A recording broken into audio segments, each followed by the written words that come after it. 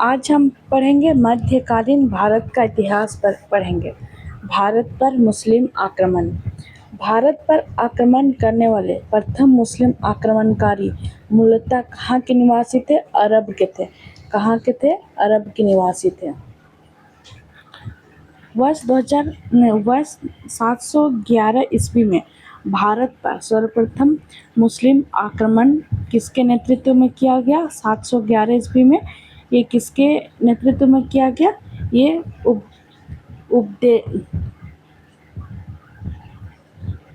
किसके नेतृत्व में किया गया? उबैदुल्लाह के नेतृत्व में किया गया। उबैदुल्लाह के नेतृत्व में। वर्ष 712 ईस्वी में मोहम्मद बिन कासिम ने सिंध के राजा किसको? दाहिर को पराजित कर ठट्ठा के समीप स्थित देवल बंदरगाह पर अपना अधिकार कर लिया था। कहाँ? देवल बंदरगाह पे सिंध के राजा दाहिर को उसने पराजित किया था, मोहम्मद बिन कासिम ने। सिंध के क्षेत्र में मोहम्मद बिन कासिम ने अंतिम विजय किस नगर पर प्राप्त की थी? मोहम्मद बिन कासिम ने अंतिम विजय किस नगर पर? मुल्तान। इसको स्वर्ण नगरी भी बोला जाता था, मुल्तान पे। भारत में जजिया कर लगाने वाला प्रथम शासक कौन था? भारत में जजिया कर लगाने वाला प्रथम शासक था ये मोहम्मद बिन कासिम था। कासिम ने प्रथम बार जजिया कर पहली बार भारत में लगाया था। सिंध क्षेत्र में अरबों द्वारा किसका प्रचलन प्रारंभ किया गया था? ऊंट पालन तथा खजूर की खेती। क्या चीज किया गया था? ऊंट पालन तथा खजूर की खेती प्रारंभ किया गया था। अरबों के पश्चात भारत में किन विदेशी आक्रमणकारियों का आगमन हुआ? अरबों के पश्चात किसका हुआ? तुर्कों का हुआ था। किनका हुआ था? तुर्कों का हुआ था। तुर्की में गजनवी वंश की स्थापना किसके द्वारा की गई थी? तुर्की में गजनवी वंश की स्थापना ये अलप्तगिन गजनी के द्वारा किया गया था। किसके द्वारा? अलप्तगिन गजनी के द्वारा किया गया था। भारत पर प्रथम तुर्की आक्रमण किसके द्वारा किया गया था? तुर्की आक्रमण ये तुर्कमेनिस्तान के थे। तुर्की आक्रमण यह सुबुक्तगिन गजनी के द्वारा सुबुक्तगिन गजनी के द्वारा किया गया था। वर्ष 712 ईस्वी में भारत पर सर्वप्रथम सफल मुस्लिम आक्रमण करने वाला कौन था? 712 ईस्वी में ये हमने देखा मोहम्मद बिन कासिम था। कौन था? मोहम्मद बिन कासिम था। सुबुक्तगिन गजनी ने अपने आक्रमण के दौरान पश्चिमोत्तर भारत के किस हिंदू शासित शासक को पराजित किया था? पश्चिमोत्तर भारत में किस हिंदू शासक को पराजित किया था? ये जयपाल को किया था। किसको किया था? जयपाल को। महमूद गजनवी द्वारा वर्ष 1025 में सोमनाथ मंदिर पर किए गए आक्रमण के दौरान गुजरात का शासक कौन था? भीम प्रथम था। महमूद गजनवी द्वारा 1025 में सोमनाथ मंदिर पर किए गए आक्रमण के दौरान गुजरात का शासक कौन था? भीम प्रथम था। जब भीम प्रथम थे तो ये मोहम्मद गजनवी ने आक्रमण किया था सोमनाथ पे 1025 में। मोहम्मद गजनवी ने भारत पे 1000 से लेकर 1027 के मध्य कितनी बार? 17 बार आक्रमण किया था। कितनी बार आक्रमण किया था? 17 बार आक्रमण किया था। इसका आक्रमण का मुख्य उद्देश्य क्या था? भारत की धन संपदा को लूटना था, ना कि साम्राज्य की स्थापना करना। इसका मुख्य उद्देश्य क्या था? भारत की धन संपदा को लूटना था। यहाँ पे साम्राज्य स्थापना करने का ऐसा कोई उसका मंशा नहीं था। मोहम्मद गजनवी के साथ भारत आने वाले प्रसिद्ध इतिहासकार कौन थे? मोहम्मद गजनवी के साथ आए थे कौन से प्रसिद्ध इतिहासकार? अल-बुरनी आए थे। कौन आए थे? अल-बुरनी आए थे मोहम्मद गजनवी के साथ। अल-बुरनी द्वारा किताब उल हिंद, कुतुबी द्वारा किताब उल यामिनी तथा फिरदौसी द्वारा शाहनामा नामक पुस्तक की रचना की गई है। देखो अल-बुरनी द्वारा लिखित पुस्तक कौन सा है? किताब उल हिंद। ठीक है, याद रखना है किताब उल हिंद है। ठीक है, याद कैसे रखना है? अल बुरुनी किताब उल, दोनों में अल उल आ रहा है ना, इससे रिलेट करना है। और उतबी द्वारा किताब उल यामिनी, उतबी इसमें तो ऊ आ ही रहा है, अल यामिनी नहीं सॉरी किताब उल यामिनी। तथा फिरदौसी पूर्व का होमर द्वारा शाहनामा नामक पुस्तक की रचना किया गया। फिरदौसी द्वारा शाहनामा। फिर है मोहम्मद गजनवी के पश्चात मोहम्मद गोरी द्वारा भारत पर प्रथम आक्रमण किस वर्ष किया गया? ये 1175 में। देखो मोहम्मद गजनवी के पश्चात मोहम्मद गोरी आता है। कौन आता है? पहले तो मोहम्मद बिन कासिम आया, उसके बाद मोहम्मद गजनवी आया, उसके बाद मोहम्मद गोरी आता है। ठीक है, तो इसके द्वारा किस वर्ष आक्रमण किया गया? वर्ष 1075 में। 1075 में मुल्तान में किया गया था। कहाँ किया गया था? मुल्तान में। ऐसे ही धीरे धीरे ये लोग आक्रमण किए और यहाँ पे मुस्लिम, जैसे कि मुल्तान, सिंध, ये सब पाकिस्तान का पार्ट है, तो यहाँ पे सारे मुसलमान धीरे धीरे बनते गए। मोहम्मद गोरी को वर्ष 1078 में देखो, मोहम्मद गोरी को वर्ष 1178 में अनहिलवाड़ा पाटन पर आक्रमण करने के दौरान क्या हो? पराजित किया गया भीमद्वितीय। देखो, मोहम्मद गोरी को वर्ष 1078 में अनहिलवाड़ा पाटन पर आक्रमण करने के दौरान किसके द्वारा पराजित किया गया था? ये भीमद्वितीय थे।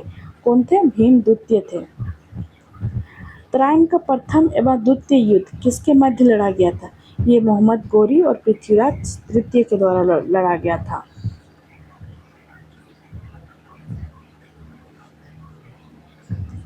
आगे है तराइन का युद्ध। देखो, प्रथम कब हुआ था?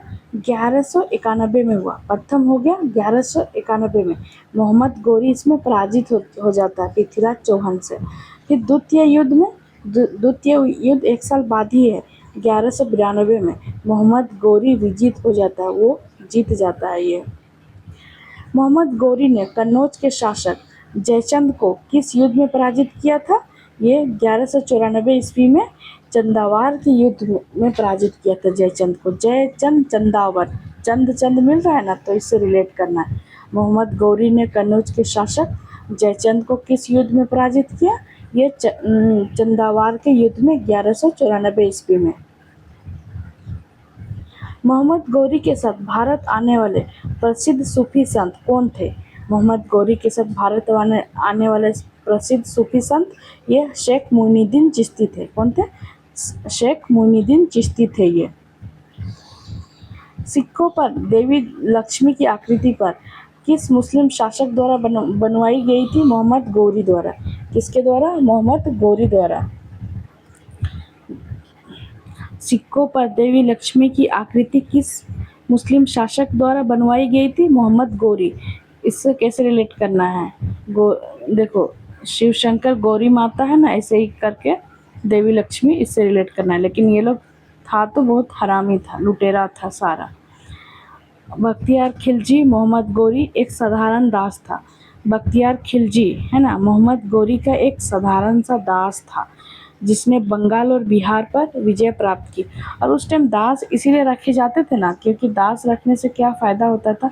बाकी जैसे कि उसके रिलेटिव्स है वो धोखा दे सकते थे, लेकिन दास नहीं दे सकता था। ये एक गुलाम था, तो इस पे ज़्यादा, इसीलिए हम देखेंगे मिडिवल हिस्ट्री में बहुत सारे लोग राजाओं के दास होते थे, इसीलिए था। फिर इसने अपने आक्रमण के दौरान नालंदा एवं विक्रमशिला विश्वविद्यालय को नष्ट कर दिया था। इसने अपने आक्रमण के दौरान क्या किया था? नालंदा एवं विक्रमशिला विश्वविद्यालय को नष्ट कर दिया था। मोहम्मद गोरी की मृत्यु के पश्चात उसके साम्राज्य पर किन 3 गुलामों द्वारा नियंत्रित स्थापित किया गया था? यालदोज द्वारा, कुबाचा एंड कुतुबुद्दीन ऐबक द्वारा। किसके द्वारा? मोहम्मद गोरी की मृत्यु के पश्चात उसके साम्राज्य को 3 गुलामों द्वारा नियंत्रित स्थापित किया गया था, यालदोज, कुबाचा और कुतुबुद्दीन ऐबक। भारतीय जनता के लिए हिंदू शब्द का सर्वप्रथम प्रयोग अरबों द्वारा किया गया था। अरबों द्वारा किया गया था।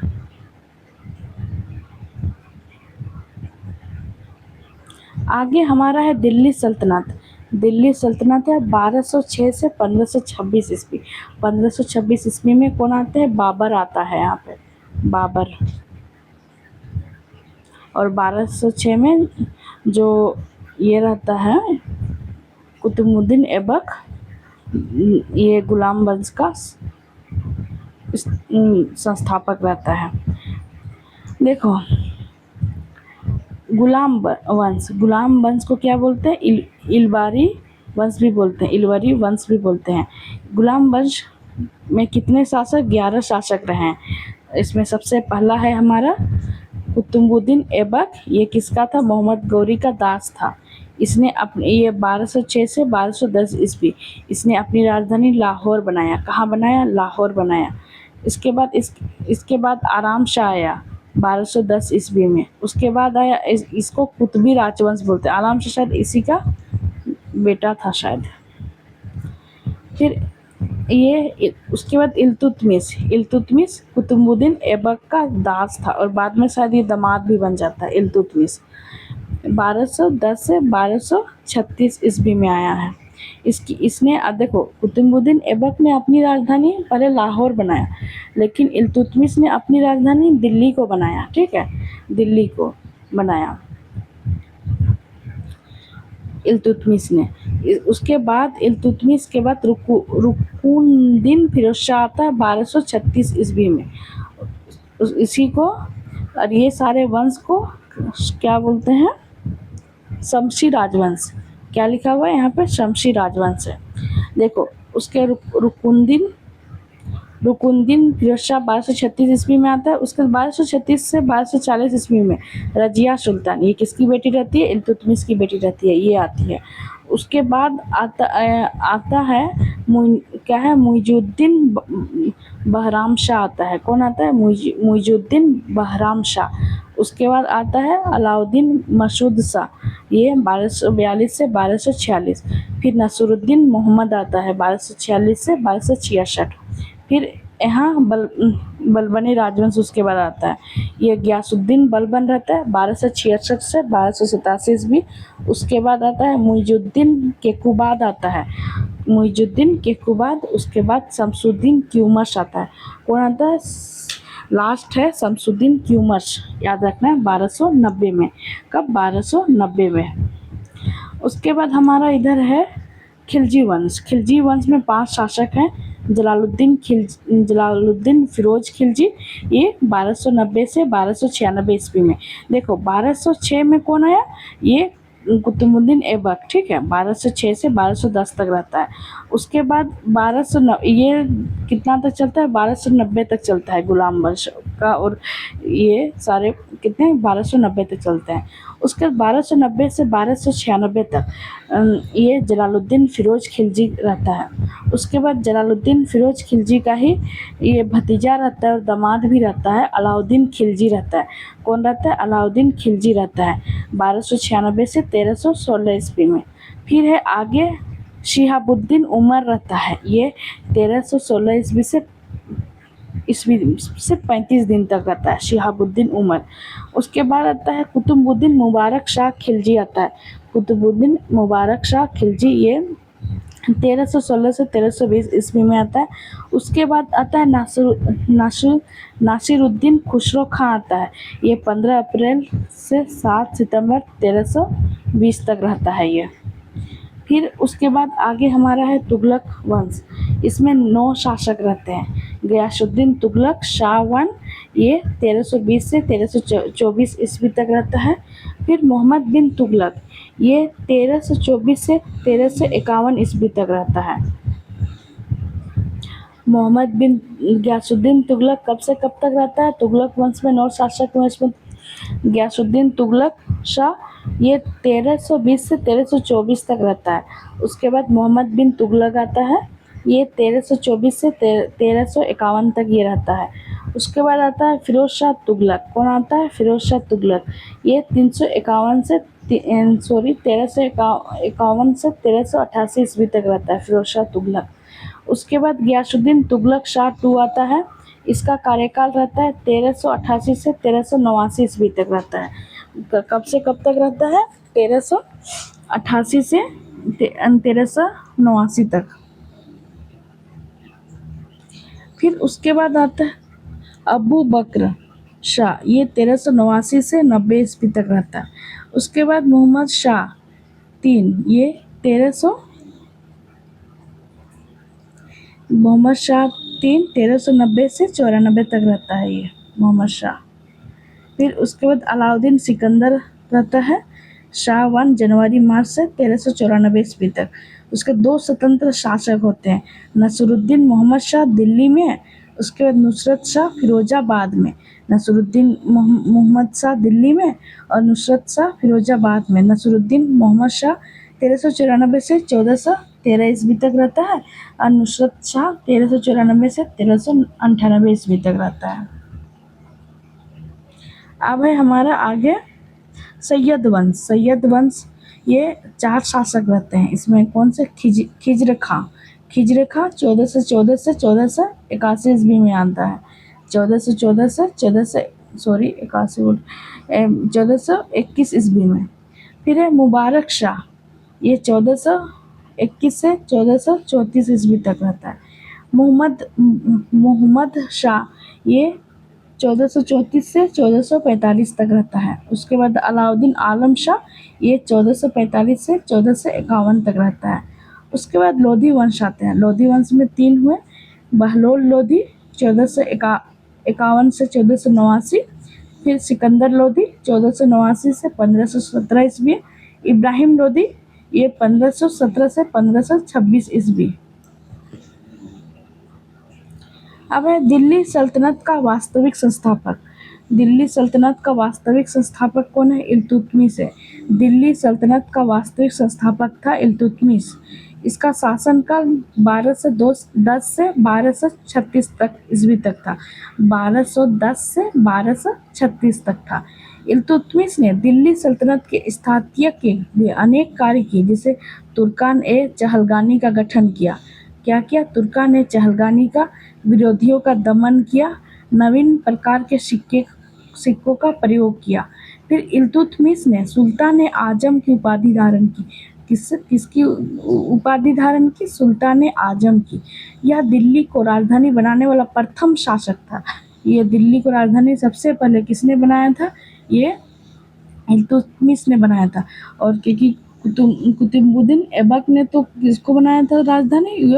वो लाहौर को बनाया था।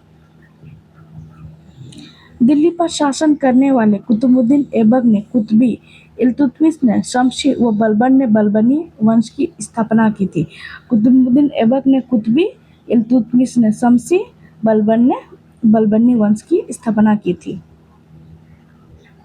आगे हमारा है गुलाम वंश।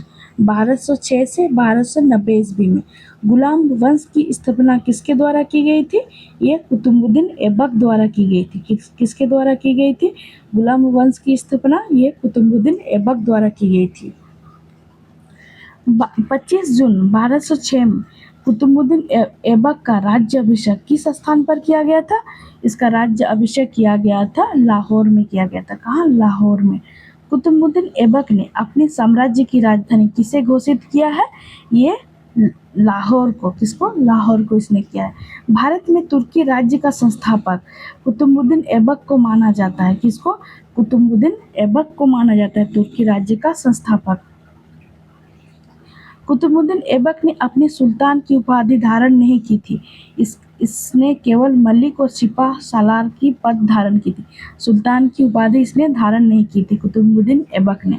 कुतुबुद्दीन ऐबक को उदारता तथा अत्यधिक दान देने की लिए कौन सी उपाधि दी गई थी? लाख बख्श की। इसकी लाख बख्श की इसकी उपाधि दी गई थी। अत्यंत सुरीली आवाज में कुरान पढ़ने के कारण ऐबक को किस उपाधि से नवाजा गया था? कुरान खां। सुरीली आवाज में ये क्या पढ़ता था? ये कुरान पढ़ता था।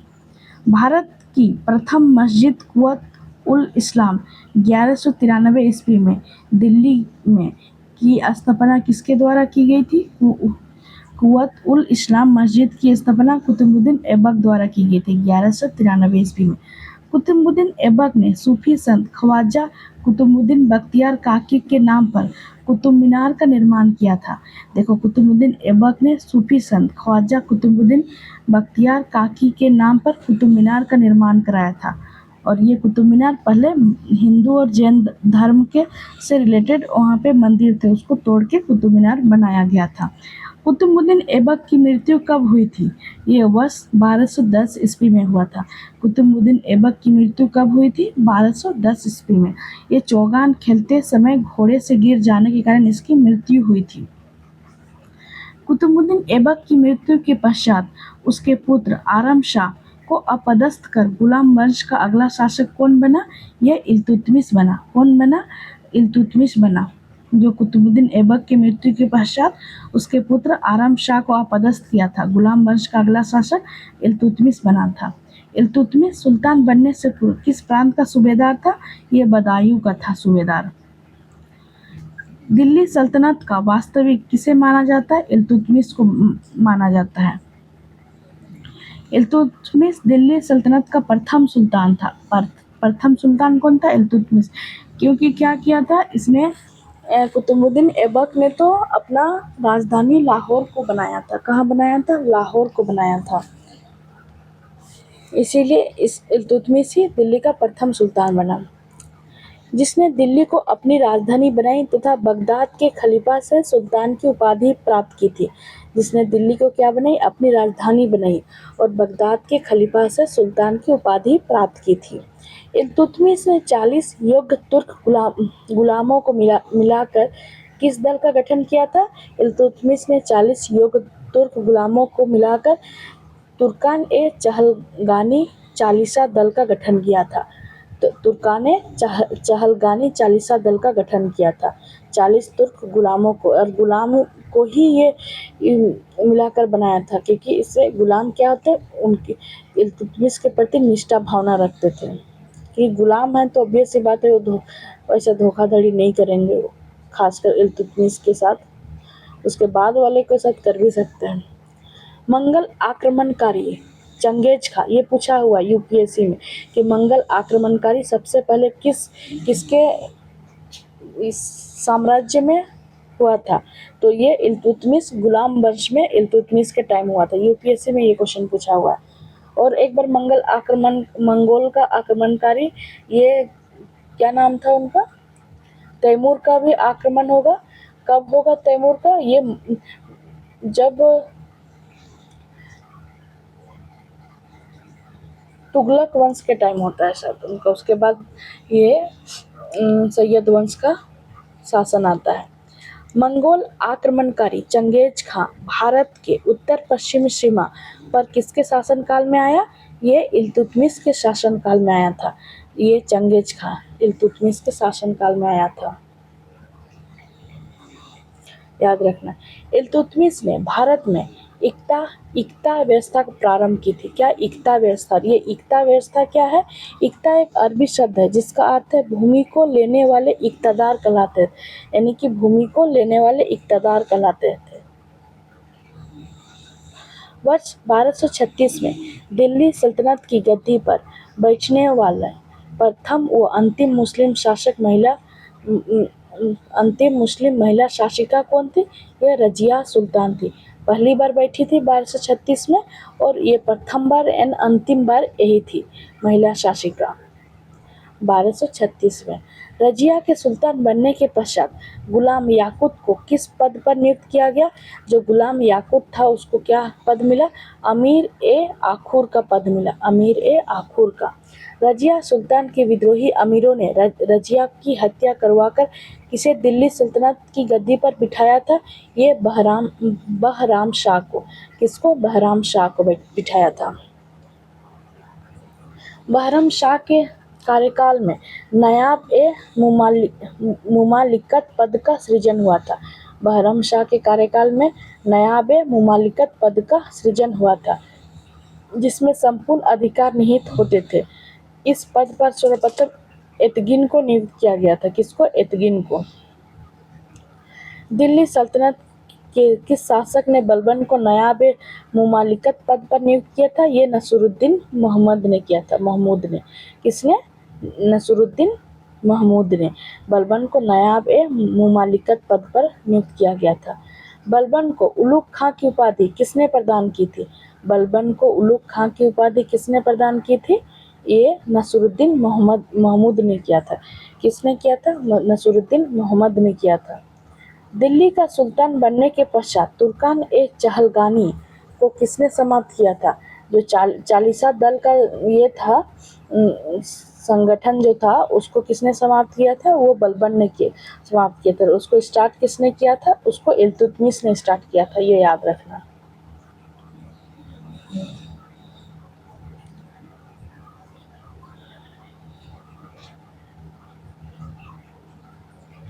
फिर आगे अपने विरोधियों के प्रति कठोर लौह एवं रक्त की नीति, ये पूछा जाता है। कठोर लौह एवं रक्त की नीति इस नीति का पालन करने वाला पहला सुल्तान कौन था? यह बलबन था। कौन था? बलबन था। बलबन प्रथम सुल्तान था जिसने राजत्व के सिद्धांत का प्रतिपादन किया। क्या किया? इसने राजत्व के सिद्धांत का प्रतिपादन किया। इसने राजत्व को न्याय एक खुदाई ईश्वर द्वारा प्रदत्त तथा राजा को जिल्ले इलाही ईश्वर की छाया कहा। देखो, बलबन प्रथम सुल्तान था जिसने राजत्व के सिद्धांत का प्रतिपादन किया और इसने राजत्व को नियाबत एक खुदाई ईश्वर द्वारा प्रदत्त तथा राजा को जिल्ले इलाही ईश्वर की छाया कहा। ताकि इसलिए कहा क्योंकि राजा के प्रति लोग विरोध ना करें, निष्ठा रखें, भगवान का ही एक छाया समझे, इसीलिए। सिजदा एवं पेबस प्रथा को अपने दरबार में प्रारंभ करने वाला सुल्तान कौन था? ये पूछा जाता है। सिजदा पेबस प्रथा ये बलबन ने स्टार्ट किया था। पैर को चूमना, सिजदा करना, ये सब बलबन ने स्टार्ट किया था। बलबन ने किस नाम से एक सैन्य विभाग की स्थापना की थी? दीवाने अर्ज। देखो, इसको याद कैसे रखना है कि दीवाने अर्ज क्या? सैन्य विभाग, जिसे कि हम अर्जी लगाते हैं। सैन्य विभाग को ही तो, पुलिस को ही हम लगाते हैं ना अर्जी, तो इससे रिलेट करना है। गुलाम वंश का अंतिम शासक कौन था? शमसुद्दीन क्यूमर्स था। कौन था गुलाम वंश का अंतिम शासक? शमसुद्दीन क्यूमर्स था। इल्तुतमिश द्वारा चलाया गया तांबे का सिक्का क्या कहलाता है? तांबे का सिक्का जीतल कहलाता है। नसरुद्दीन महमूद एक शांत स्वभाव वाला व्यक्ति था। नसरुद्दीन मोहम्मद जो था वो शांत स्वभाव वाला व्यक्ति था। इतिहासकार सिराज ने इसे दिल्ली का आदर्श सुल्तान कहा है। सिराज ने उसे दिल्ली का आदर्श सुल्तान कहा, नसरुद्दीन मोहम्मद को।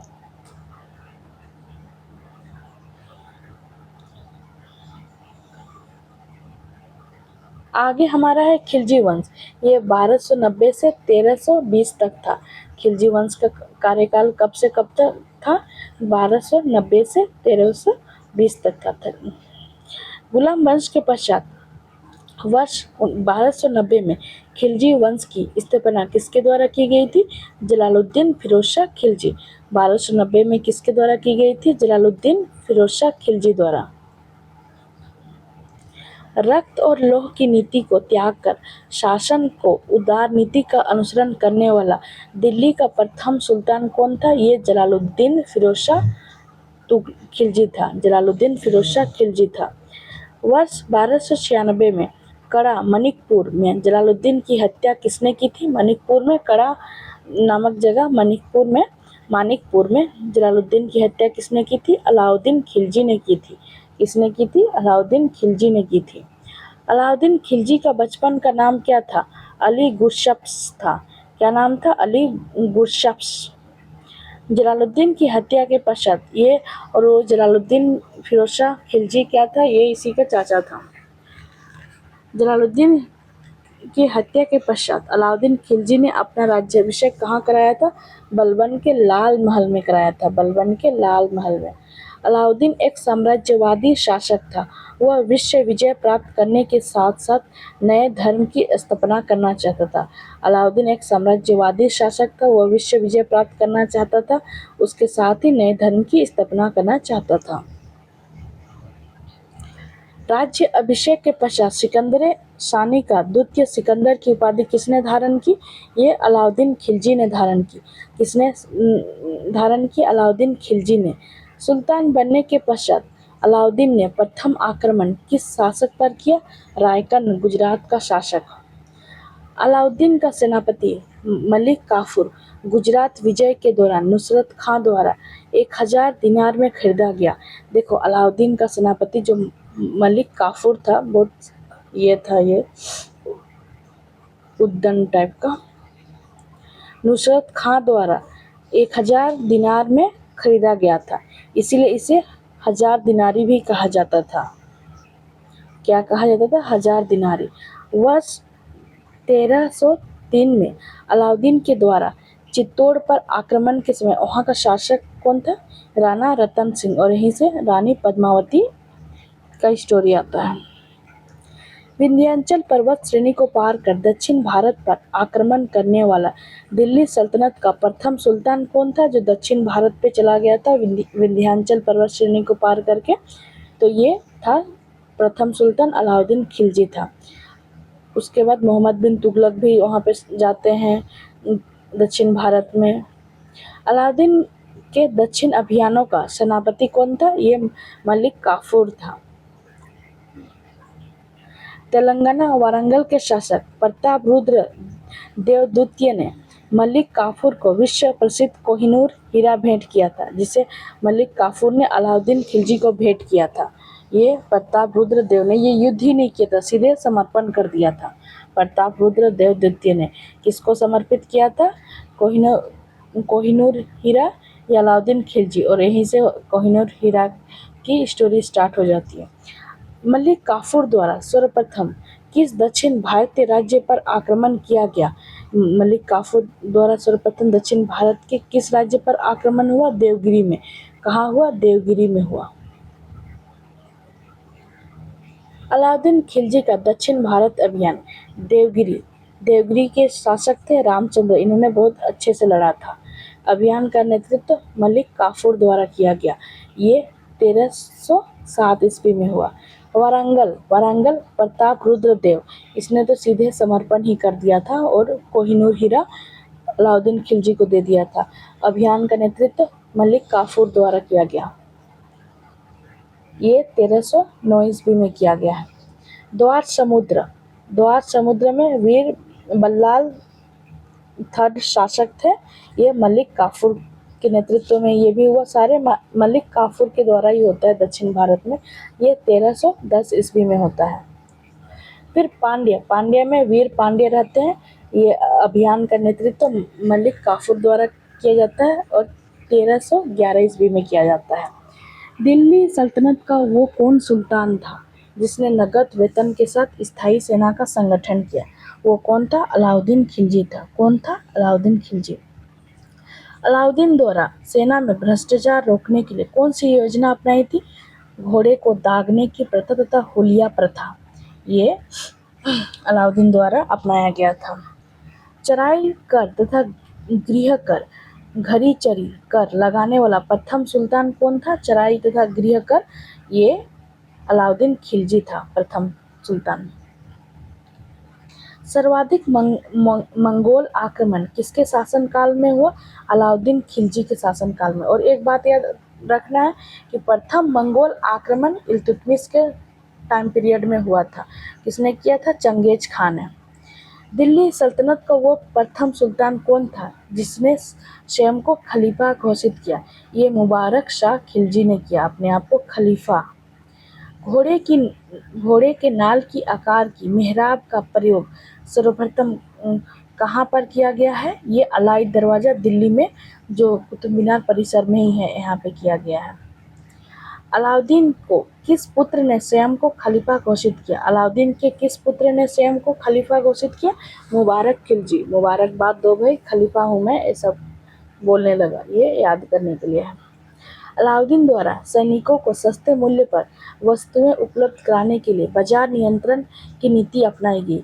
अलाउद्दीन द्वारा सैनिकों को सस्ते मूल्य पर वस्तुएं उपलब्ध कराने के लिए क्या किया गया? बाजार नियंत्रण नीति अपनाई।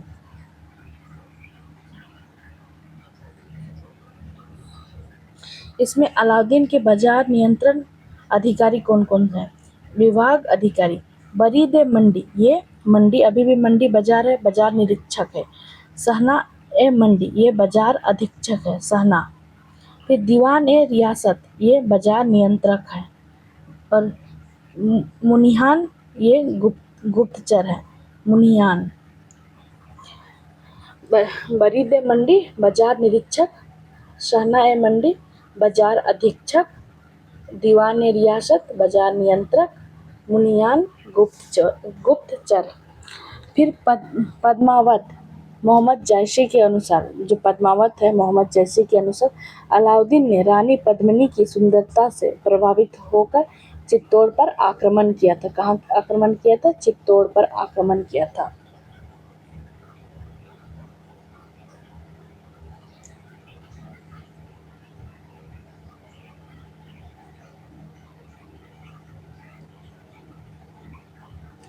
आगे हमारा है तुगलक वंश। ये 1320 से 1414 तक, ये तुगलक वंश। 1320 ईस्वी में तुगलक वंश की स्थापना किसके द्वारा की जाती है? गयासुद्दीन मोहम्मद तुगलक द्वारा। इसको गाजी मलिक भी कहा जाता है। इसको गयासुद्दीन मोहम्मद तुगलक को गाजी मलिक भी कहा जाता है। सल्तनत काल में नहरों का निर्माण तथा डाक व्यवस्था का आरंभ करने वाला प्रथम सुल्तान कौन था? नहरों का निर्माण कराया और डाक व्यवस्था का ये प्रथम सुल्तान था गयासुद्दीन ने। कि सूफी संत के साथ गयासुद्दीन तुगलक के संबंध अच्छे नहीं थे, ये निजामुद्दीन औलिया ऋषि ने बोला था कि दिल्ली अभी दूर है। बंगाल अभियान से लौटते समय गयासुद्दीन तुगलक ने आदेश दिया था कि उसके दिल्ली पहुंचने से पहले औलिया दिल्ली छोड़ दे। इसी संदर्भ में निजामुद्दीन औलिया ने सुल्तान के विषय में कहा था, दिल्ली अभी दूर है, हनूज दिल्ली दूर अस्त, ये कहा था। निजामुद्दीन रेलवे स्टेशन भी है दिल्ली में, वहीं पे है निजामुद्दीन औलिया का दरगाह। दिल्ली सल्तनत का सर्वाधिक विद्वान सुल्तान कौन था? ये मोहम्मद बिन तुगलक था। मोहम्मद बिन तुगलक था। मोहम्मद बिन तुगलक के प्रमुख कार्य जिसके लिए इसको क्रिटिसाइज किया जाता है। राजधानी परिवर्तन। देखो 1326 से 27 ईस्वी तक ये क्या करता है? तुगलक ने देवगिरी का नाम दौलताबाद रखकर उसे सल्तनत की राजधानी बनाया। तुगलक ने क्या किया? देवगिरी का नाम दौलताबाद कर उसे सल्तनत की राजधानी बनाया था, देवगिरी जो दक्षिण भारत में है। यह योजना क्या रही? असफल रही। फिर 1335 ईस्वी पुनः दिल्ली को इसने राजधानी बनाया था। और ऑब्वियस सी बात है, देवगिरी को अपना राजधानी बनाया तो क्या हुआ कि भाई वहाँ पे बहुत सारे मतलब इंफ्रास्ट्रक्चर जो भी उस टाइम के थे वो उसने निर्माण किया, तो इससे खर्चे भी हो गए। दिल्ली मतलब राजधानी ट्रांसफ़र में खर्चे तो होंगे, तो ये असफल रहा। दोआब में कर वृद्धि। अब दोआब में क्या करता है? ये कर वृद्धि करता है। ये योजना भी असफल रही क्योंकि उस कारण वहाँ अकाल पड़ जाने के कारण क्या हुआ? जनता कर नहीं दे सकी। फिर है सांकेतिक मुद्रा का प्रचलन। सांकेतिक मुद्रा का प्रचलन कब हुआ? 1330 ईस्वी में। चांदी की कमी का सामना करने के लिए सांकेतिक मुद्रा का प्रचलन किया गया, किंतु नियंत्रण के अभाव में यह योजना भी असफल रहा। यह योजना क्या रहा? असफल रहा। चांदी की कमी हो रही थी, इसके वजह से सांकेतिक मुद्रा का प्रचलन किया और उसको बहुत ज़्यादा लोगों ने नकली मुद्रा छापने लगे थे, इस वजह से ये भी योजना इसका असफल रह गया। फिर है खुरासान का अभियान। खुरासान का अभियान ये 1336 से 37 ईस्वी तक किया। खुरासान पर विजय प्राप्त के लिए तुगलक ने 3,70,000 सैनिकों का गठन करके उन्हें 1 वर्ष का अग्रिम वेतन प्रदान किया था। और खुरासान अभियान हुआ ही नहीं, 3,70,000 सैनिकों का गठन किया था और 1 वर्ष का अग्रिम वेतन प्रदान किया था। फिर कराचिल अभियान। ये कराचिल अभियान भी 1337 से 38 ईस्वी में हुआ। तुगलक ने खुसरो मलिक के नेतृत्व में 1,00,000 सैनिकों को भेजा। देखो तुगलक ने खुसरो मलिक के नेतृत्व में 1,00,000 सैनिकों को भेजा, किंतु जो कराचिल अभियान है वो पहाड़ पर्वत थे, किंतु मौसमी दशा खराब होने के कारण यह योजना भी असफल रही इसकी। अब है कृषि के विकास हेतु इसने अच्छा काम यही किया है, अमीर कोही नामक नया विभाग सुल्तान द्वारा प्रारंभ किया था। अमीर ए कोही मोहम्मद बिन तुगलक द्वारा ये प्रारंभ किया था। भारत में सर्वप्रथम सांकेतिक मुद्रा का प्रचलन किसके शासनकाल में हुआ? मोहम्मद बिन तुगलक के शासनकाल में हुआ। फिर है मोरक्को निवासी इब्न बतूता किसके शासनकाल में भारत आया था? मोरक्को निवासी इब्न बतूता मोहम्मद बिन तुगलक के शासनकाल में भारत आया था।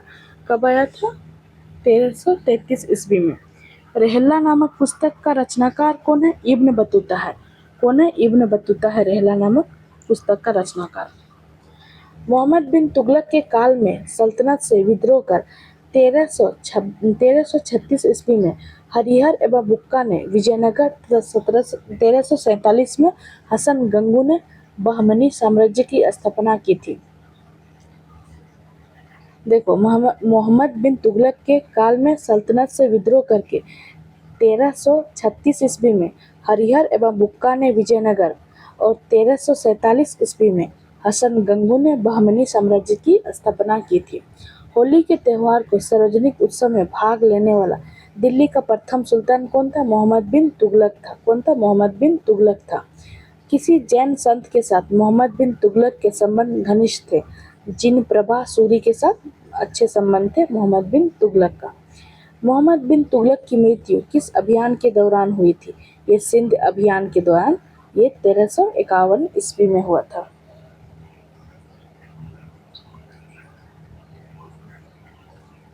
आगे है, सर्वप्रथम लोक निर्माण विभाग की स्थापना किस शासक ने की थी? लोक निर्माण विभाग, ये फिरोज शाह तुगलक के टाइम हुआ था। टोपरा तथा मेरठ से 2 अशोक स्तंभ लेख किस शासक द्वारा लाए गए थे? टोपरा तथा मेरठ के 2 अशोक स्तंभ किस शासक द्वारा लाया गया था? ये फिरोज शाह तुगलक द्वारा लाया गया था। सबसे अधिक गुलाम किस सुल्तान के दरबार में थे? सबसे अधिक गुलाम किस सुल्तान के दरबार में थे? ये फिरोज शाह तुगलक के दरबार में थे। ब्राह्मणों पर जजिया कर लगाने वाला प्रथम मुस्लिम शासक कौन था? ये था फिरोज शाह तुगलक। और पहली बार किसने जजिया कर लगाया था भारत में? ये मोहम्मद बिन कासिम था, जो हमने पहले पढ़ चुके हैं।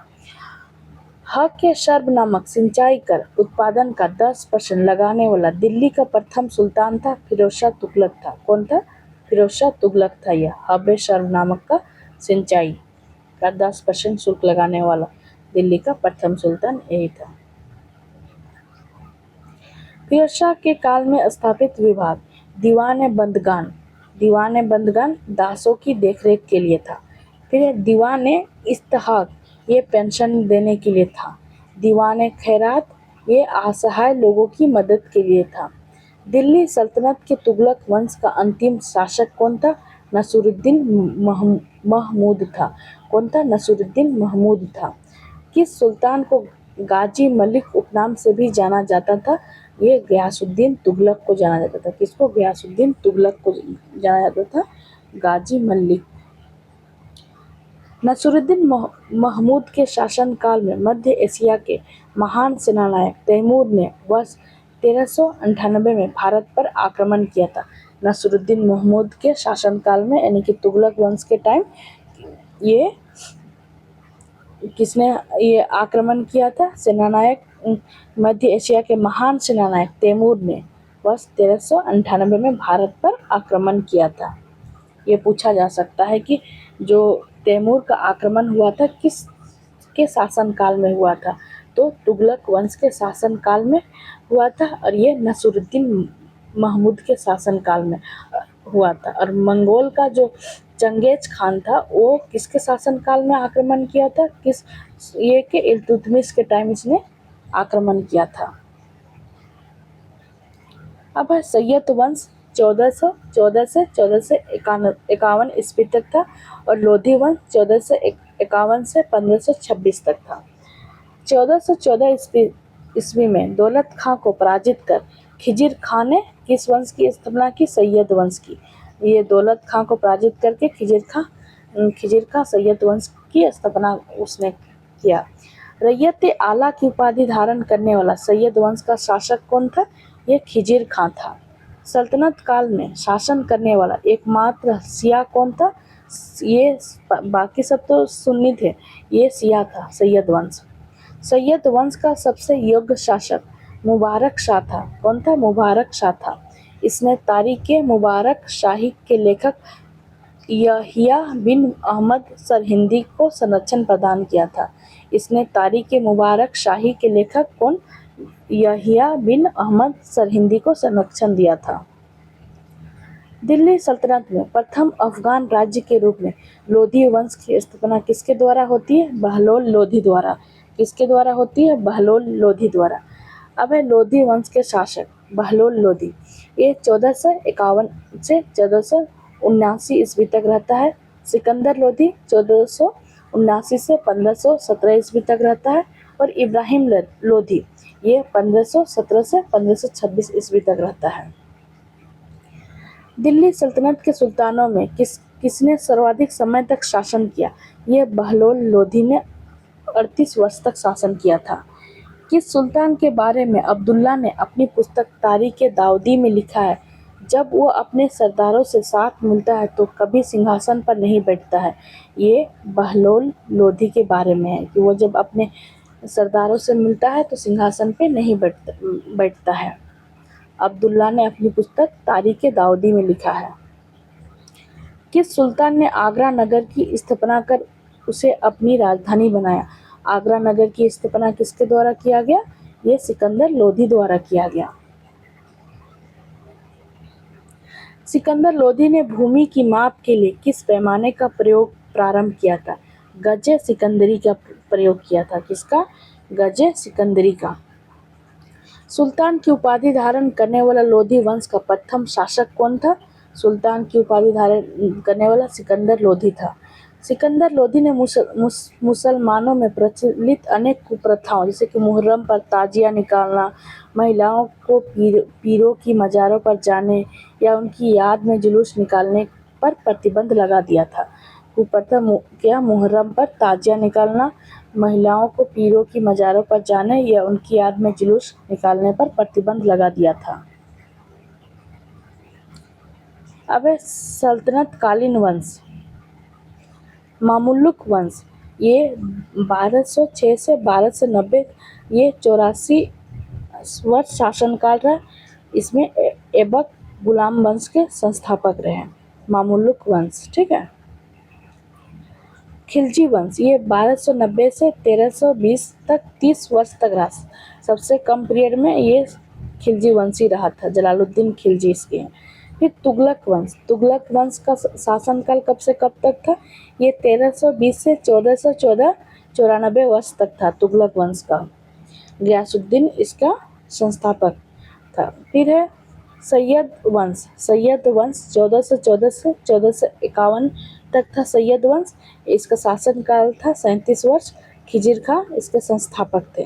फिर है लोधी वंश 1451 से 1526 76 वर्ष तक शासनकाल रहा। बहलोल लोधी इसके संस्थापक रहे। यानी कि सबसे ज़्यादा तुगलक वंश रहा, उसके बाद रहा मामुल्लुक वंश रहा, उसके बाद है लोधी वंश के बाद सैयद वंश, सैयद के बाद खिलजी का सबसे कम रहा। देखो, दिल्ली सल्तनत में वंशों में सर्वाधिक शासनकाल तुगलकों का तथा न्यूनतम शासनकाल खिलजी वंश का था। भारतीय संगीत का प्रथम फारसी ग्रंथ लज्जत-ए-सिकंदर शाही की रचना किसके कार्यकाल में हुई थी? सिकंदर लोधी के कार्यकाल में हुई थी। सिकंदर लोधी किस नाम से कविताएं लिखा करता था? गुलरुखी। लोधी वंश के साथ साथ दिल्ली सल्तनत का अंतिम सुल्तान कौन था? ये इब्राहिम लोधी था। वर्ष 1518 में लड़े गए खतौली के युद्ध में इब्राहिम लोधी को किसने पराजित किया? महाराणा सांगा ने किया। पानीपत के प्रथम युद्ध में बाबर ने किसे पराजित किया था? ये इब्राहिम लोधी को पराजित किया था। किस सुल्तान की मृत्यु के पश्चात भारत में मुगल वंश की स्थापना हुई थी? मुगल वंश की स्थापना इब्राहिम लोधी की मृत्यु के बाद हुई थी। इब्राहिम लोधी दिल्ली सल्तनत का एकमात्र सुल्तान था जिसकी रणभूमि युद्ध भूमि में वीरगति को प्राप्त हुआ था। ये रणभूमि में मरने वाला पहला दिल्ली सल्तनत का सुल्तान था। भारत में पोलो खेलने का प्रचलन किस शासक ने किया? तुर्कों ने किया। सल्तनत काल में दस्तार बंदान किसे कहा जाता है? उलेमा को कहा जाता है। किस भारतीय ने संगीत यंत्र तबला एवं सितार का प्रचलन किया था? ये अमीर खुसरो ने किया था। हिंदी खड़ी बोली के जनक किसे माना जाता है?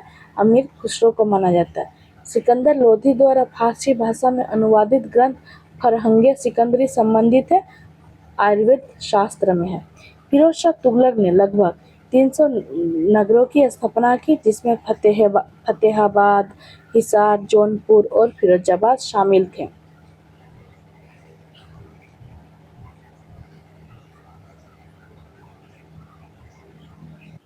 और दिल्ली सल्तनत में कौन पहले आया, ये किसका कार्यकाल पहले रहा और बाद में रहा, इसका एक ट्रिक है। क्या ट्रिक है? गुलाब खिले तो सुगंध लो। ठीक है, गुलाब से गुलाम वंश, खिले से खिलजी वंश, तो से तुगलक और सुगंध से सैयद वंश और लो से लोधी वंश। उसके बाद इसके जो कार्यकाल है, मतलब सबसे ज़्यादा किसका रहा है और कम किसका रहा है। तुगलक सखी, ये तुगलक सखी याद करना। तुगलक से हो गया तुगलक वंश, तू से हो गया तुगलक वंश, ग से हो गया गुलाम वंश, ल से हो गया लोधी वंश, और ये क को छोड़ना है, वो नहीं है। फिर सखी, स से सैयद वंश और ख से खिलजी वंश, सखी, ये हमारा हो गया। और संस्थापक का भी ठीक है। एबक जल गया खीबो, ऐसा है, एबक जल गया खीबो। याद होता है तो ठीक है, नहीं तो छोड़ो। एबक से है कुतुबुद्दीन ऐबक, जल से है जलालुद्दीन, गया से है गयासुद्दीन, खी से है खिजिर खां और बो से बहलोल लोधी। ये याद रखा जा सकता है।